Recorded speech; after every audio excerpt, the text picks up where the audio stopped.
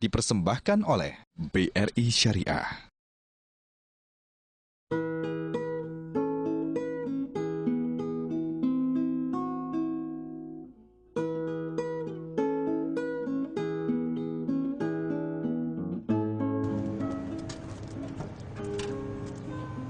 Pak Eko, Assalamualaikum. waalaikumsalam. Apa kabar Pak Eko? Baik, alhamdulillah. Waduh, Ngambil saya ATM, baru. Pak Gun? Iya, ini penting Pak dicoba Pak. Bapak mau coba juga? Iya, tadi mau nyoba ngetes, Oke. pastikan bahwa ini berjalan Berfungsi. dengan lancar. Saya pastikan berjalan dengan lancar Pak. Karena saya baru ngambil, baru ngecek saldo. Pak Eko, mobil ATM ini kan juga ya orang melihatnya mungkin, oh ini seperti ATM yang menghampiri nasabah di mana-mana. Pak, dari pengalaman yang saya coba gitu ya, ini mobil ATM ini kan kalau orang lihatnya mungkin mobil ATM yang mendekati kepada masyarakat. Tapi yang saya rasakan justru mobil ATM ini lebih daripada sekedar ATM Pak, yang mendekati masyarakat. Nah sebenarnya fungsi-fungsinya yang ada di sini, saya yakin bukan sekedar ATM saja, itu apa aja Pak? Benar, Pak Gun. Jadi memang mobil ini selain berfungsi menyediakan ATM, itu juga menyediakan customer service dan tellernya sekaligus. Customer service dan teller? Sekaligus. Sehingga di situ nasabah bisa membuka rekening tabungan, kemudian bisa menyetor untuk rekening tabungan itu, bisa juga melakukan penarikan melalui teller. Ini satu hal yang juga fasilitas yang lebih dibandingkan dengan yang lain. Jadi ini lebih kepada kantor cabang dong ya, kalau begitu kecil, ya. Kantor cabang kecil yang bergerak menuju kepada masyarakat gitu ya, daripada masyarakat yang bergerak kepada kantor-kantor cabang Bank Syariah yang Bapak direktur di situ. Betul. Nah Pak, itu tentu waktu melakukan investasi ataupun keluar biaya-biaya yang dia harus di-spend ya untuk membeli mobil ATM ini, itu kan ada perhitungan tentunya kan, antara manfaat, antara cost yang dikeluarkan. Nah ini kebijakan Bank Syariah yang Bapak direktur di situ itu apa Pak? Pastilah Pak Gun. Jadi bank adalah unit bisnis, jadi kita selalu perhitung di situ. Iya. Tapi ada satu hal barangkali yang perlu kita ingat bahwa mobil ini juga bisa menjadi sarana promosi. Sarana promosi? Betul. Karena ini ya? Branding. Branding ya? Branding. Jadi orang akan, di mana mobil itu berjalan akan dilihat orang. Iya, ini satu hal betul, yang mungkin juga perlu kita pikirkan, bahwa ke depan kita ingin membangun awareness dimanapun nasabah itu berada, bukan hanya menuju kepada nasabah kita, juga kita mencari potensi-potensi atau calon nasabah yang ada di sekitarnya. Jadi ini bukan cuma sekedar ATM berjalan, ini juga adalah kantor cabang kecil, ini juga adalah alat promosi dengan segala atribut-atribut Bank Syariah yang Bapak pimpin, mendekati masyarakat, dilihat masyarakat, masyarakat bisa bertransaksi dengan mudah. Nah, tapi target-target ke depan nih Pak, terkait dengan mobil ATM ini. Tentu kan kalau ATM targetnya adalah transaksinya makin banyak, makin bagus gitu kan ya. Nah kalau mobil ATM ini, kan tadi ada kantor cabang, ada untuk promosi juga, ada juga untuk transaksi untuk karena ini ATM. Ini apa nih, spesifik kalau boleh saya tahu, spesifik targetnya jadi apa tuh Pak? Jadi kita juga ada namanya nasabah co-branding. Nasabah co-branding itu adalah kerjasama dengan institusi, apakah itu sekolah, universitas, ataupun instansi. Ini juga kita punya hari-hari tertentu untuk mengunjungi mereka. Mereka ingin menyetor segala macam, itu tidak meninggalkan sekolahannya, tidak meninggalkan perguruan tingginya, tidak perlu meninggalkan kantor, ini yang datang. Salah satu co-branding. Co-branding. Jadi kalau dilihat misalnya kayak kartu ini Pak, co-branding ini, kalau ini kan cuman Bank Syariahnya Bapak nih, co-branding itu artinya ada semacam... Ya, jadi nanti desain kartunya itu kustomisasi sesuai dengan keinginan dari institusi atau perusahaan itu, akan didesain seperti apa, kemudian itu juga bisa dipakai sebagai name tag daripada karyawannya. Dan juga ID card. Ini saya nggak ada namanya nih, bisa ketukar dengan Pak Eko nanti. Kalau biasanya kalau di bank lain itu 5.000 Pak Gun. 5.000. Itu yang bayar nanti bank kami.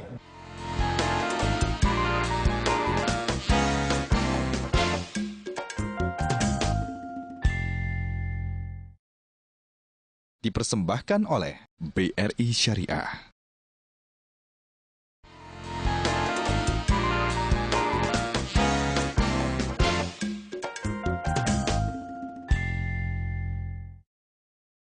dipersembahkan oleh BRI Syariah.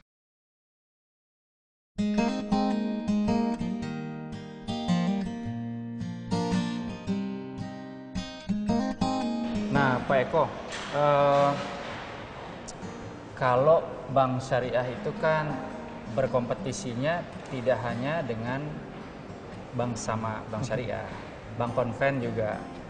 Nah, kalau kita berkompetisi secara bebas begitu, tentu hal yang paling utama adalah kemampuan dari si bank syariah mempunyai teknologi, layanan yang bisa menjangkau masyarakat luas.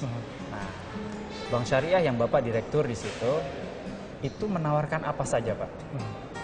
Jadi Pak Gun, memang kalau kita melihat persaingan, kita tidak bisa bersaing hanya di internal perbankan syariah saja. Karena kuenya terlalu kecil, hanya 240 triliun kurang lebih. 240 triliun dari keseluruhan? 3.000 triliun lebih. 3.000 triliun. Itu yang mesti diambil tuh. 3.000-nya ya Pak? 3.000-nya yang diambil. Bukan saling berkompetisi di antara 250 itu. Iya. Untuk bisa mengambil yang 3.000 triliun itu, maka kita harus memiliki service level yang sama dengan atau setara dengan yang konven tadi. Ini satu hal yang menjadi tantangan kita. Kalau perlu lebih tinggi, Pak. Persis.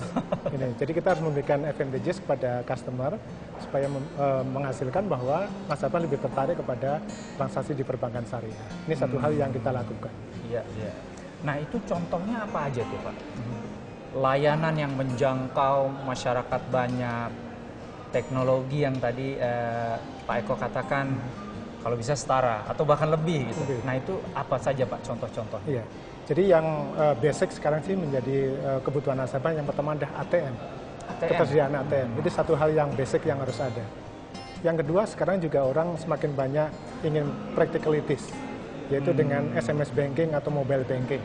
Ya, itu juga satu hal yang HP dan lain-lain ya, persis, teknologinya sangat beragam ya. Beragam, itu yang sangat diperlukan juga karena dimanapun dia berada, kapanpun dia bisa melakukan transaksi tanpa menuju ke ATM atau lagi menuju ke counter bank. Itu satu hal yang penting juga.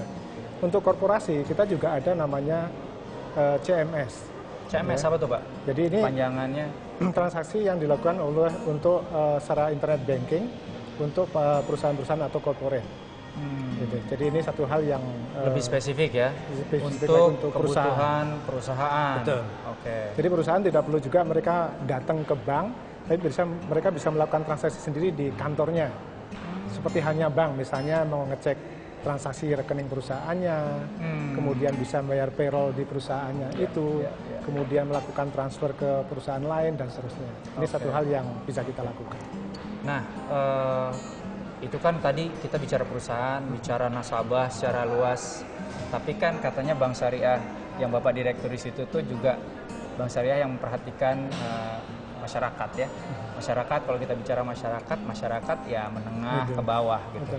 Nah, teknologi apa tuh yang kira-kira berpihak lah gitu kepada mereka, Pak? Saya pikir ada satu hal yang penting juga untuk kita ketahui bahwa di bank kami itu menyediakan namanya 7 faedah. Ini satu hal yang sangat membantu untuk para nasabah di level middle class atau ke bawah. Karena di 7 faedah itu tidak ada biaya administrasi. Waduh, menarik nih, nggak ada biaya administrasi. Nggak ada, di bulannya nggak ada. Kemudian yang kedua, kalau mau tarik tunai di ATM manapun itu juga tidak dikenakan biaya administrasi. Padahal biasanya kalau di bank lain itu 5.000 Pak Gun. 5.000. Itu yang bayar nanti bank kami. Ya, kemudian kalau transfer juga demikian. Transfer melalui ATM di bank manapun itu juga kami yang bayar. Luar biasa, satu hal yang generous sekali ya. Yang sangat bagus gitu untuk kepentingan nasabah. Itu aja baru beberapa yang Bapak sebutkan ya, itu aja sudah sangat-sangat berpihak kepada masyarakat menengah ke bawah ya. Karena mereka adalah orang-orang yang sangat-sangat sensitif terhadap cost per transaksi gitu, untuk tarik tunai, untuk mengambil misalnya dari bank lain ATM-nya atau transfer kepada antara rekening bank lain gitu ya. Itu jadi sama sekali tidak kena. Tidak ada biayanya. Luar biasa. Ini kayaknya banknya sudah sudah begitu advance Pak ya. Padahal yang saya dengar-dengar juga gitu, bank yang Bapak direktur di situ, bank syariah ini, arahnya adalah bank syariah retail modern. Ini biasanya kalau modern tuh ngegarapnya kan yang besar-besar aja gitu Pak. ini retail. Nah ini menggabungkannya itu kira-kira seperti apa tuh? Iya. Jadi sebenarnya pengertian modern itu kan kita sebenarnya konten dari teknologi itu lebih banyak begitu. Modern teknologinya. Lebih banyak. Jadi konten dari teknologi, otomasi segala macam itu lebih banyak kita tonjolkan. Retailnya adalah nasabahnya. Marketnya. Marketnya adalah market retail, di mana itu adalah kebanyakan aja ada di second cities dan juga di rural. Itu yang kita garap. Nah, second cities dan rural. Kalau gitu mungkin strategi Bank Syariah yang Bapak Direktur di situ itu lebih mengedepankan cabang-cabang juga ada di provinsi, mungkin daerah tingkat 2 gitu Pak ya. Betul. Nah, polisinya gimana ke depannya? Akan lebih banyak di daerah tingkat 2 atau mungkin kalau banknya sekedar modern aja mungkin yang penting provinsi? Betul. Gimana Pak? Jadi kami melihat bahwa potensi yang ada di daerah itu sangat besar. Dan kami ingin menggarap ke arah sana di second cities, yaitu di kabupaten-kabupaten terutama. Kemudian juga di rural, melalui jajaran mikro kita di rural, di daerah-daerah kecamatan dan seterusnya. Ini satu hal yang perlu kita garap dalam rangka mewujudkan visi kita tadi, ingin menunjukkan menjadi bank retail modern. Iya. Nah, mikro, saya tertarik sedikit membahas tentang mikro nih Pak. Kalau mikro itu kan garapnya spesifik ya. Orang-orangnya juga kebutuhannya kadang-kadang antara kebutuhan berusaha yang demikian besar, tapi juga di sisi yang lain mereka juga ada keinginan yang sifatnya pribadi, keluarga gitu. Ini Bapak melengkapi pasukan mikro Bapak itu dengan apa Pak? Jadi ada satu hal barangkali, yang pertama adalah kita menjamin bahwa setoran yang diberikan nasabah itu adalah aman. Untuk bisa mengamankan itu, maka kita menggunakan EDC namanya. EDC. Jadi pada saat nasabah store, dia langsung mengakses ke dalam akunnya melalui EDC itu, sehingga yang berapapun besarnya akan di store oleh nasabah itu akan langsung tercatat. Ini untuk menghindari fraud ya dari sisi karyawan kita, sehingga kita perlu lakukan langkah-langkah pengamanan seperti itu. Dan ini teknologi sangat membantu. Teknologinya sangat membantu, sangat berpihak kepada masyarakat kecil, mikro terutama, dan lagi-lagi online real time ya Pak. Pak Eko, tadi Bapak kan cerita soal data center, ada kontrol terhadap seluruh data-data yang diakses ya dari nasabah.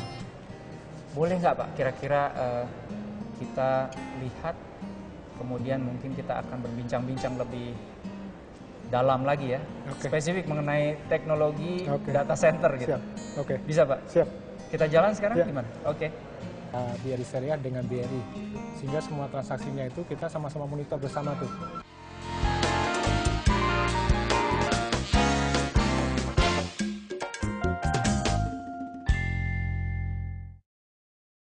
Dipersembahkan oleh BRI Syariah.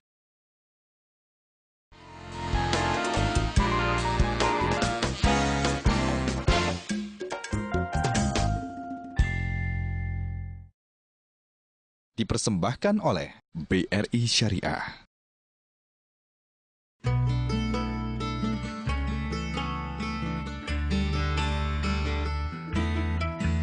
Ini merupakan comment center yang ada di kita, yang juga bisa dilihat bahwa banyak sekali monitor-monitor yang dilihat di sini untuk mengawasi semua transaksi yang ada di sini. Itu berapa ATM yang dimonitor Pak dari tempat ini? Ya. Kalau saat ini kita baru ada 383 ATM yang berada di kantor-kantor kita, offsite maupun yang ada di mobile ATM. Pak, ini kan teknologinya sedemikian canggih. Tentu ada hal-hal yang harus diperhatikan, terutama kalau jumlah ATM yang sudah ada sekarang ini akan terus dikembangkan. Nah, kira-kira kapasitas kemampuan monitoring data center yang Bank Syariah Bapak sebagai direktur di situ itu kemampuannya sampai berapa dari yang sudah ada sekarang, Pak? Ya, jadi kalau saat ini sebenarnya kita masih under capacity ya. Kalau kita melihat transaksi yang ada itu baru sekitar di bawah 70%. Ini satu hal yang kita terus maintain. Nah, ke depan kita masih terus berusaha untuk menambah juga, baik itu berupa terutama yang tadi mungkin kita lihat semua adalah mobil ATM tadi. Ya. Itu merupakan satu fasilitas untuk mendekatkan juga kepada nasabah. Oke. Nah, kalau dari sisi sinergitas, sekarang kita bicara sinergitas, karena ATM kan ada sinergitas dengan ATM bersama, ATM prima, dan mungkin dengan yang lain-lain juga ya, yang mungkin ke depan nanti akan bertambah banyak tuh sinergitasnya. Dan itu sinergitasnya juga bukan antara sesama bank syariah saja, tapi juga bank secara keseluruhan. Nah, kira-kira ada nggak sinergitas yang dicoba dicapai oleh bank syariah Bapak? Mungkin terkait langsung dengan, kebetulan kan ini bank syariah ini kan juga ada bank induknya yang memiliki. Nah, sinergitasnya kira-kira seperti apa Pak? Iya. Secara lebih fokus mungkin. Jadi saat ini yang sangat kelihatan adalah kita untuk ATM itu host to host dengan BRI. Jadi ada satu link khusus antara BRI Syariah dengan BRI, sehingga semua transaksinya itu kita sama-sama monitor bersama tuh. Yang baik yang di BRI juga monitor transaksi yang ada di BRI Syariah, maupun di BRI Syariah juga bisa kelihatan bagaimana hasil transaksi yang dilakukan di BRI. Itu sinergitasnya dengan bank induknya ya? Ya, salah satunya itu. Itu artinya ada kesamaan, apa mungkin saya sebutnya platform gitu dalam teknologi informasinya atau bagaimana Pak? Jadi pada saat dulu kita akan mendesain infrastruktur IT, kita tentu saja akan melihat apa sih sebenarnya syarat standar yang diperlukan. Dan ini kita juga belajar dari induk kita, bagaimana kita men-set up arsitekturnya, kemudian itulah yang menjadikan kita bisa bersinergi secara langsung dengan induk kita. Memang kita ada support dari induk yang luar biasa. Yang pertama dari sisi IT.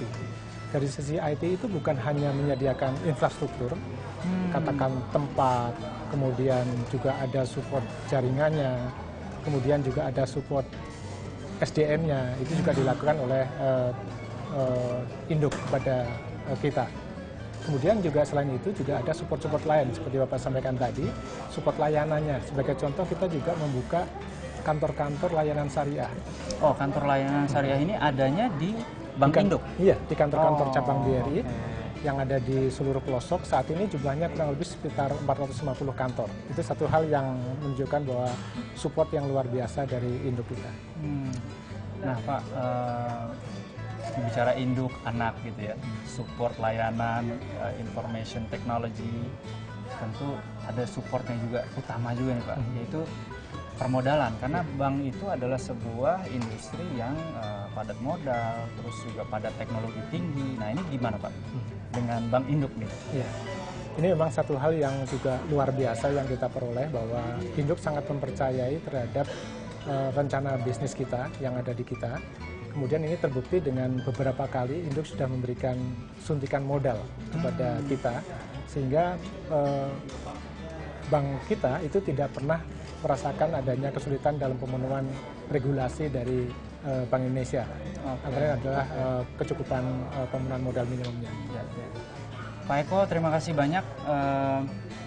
Ini menarik sekali. Begitu luar biasa ini datanya, detail sekali yang ada di sini. Tapi mungkin ini bukan tempat yang bisa kita tinggal lama ya.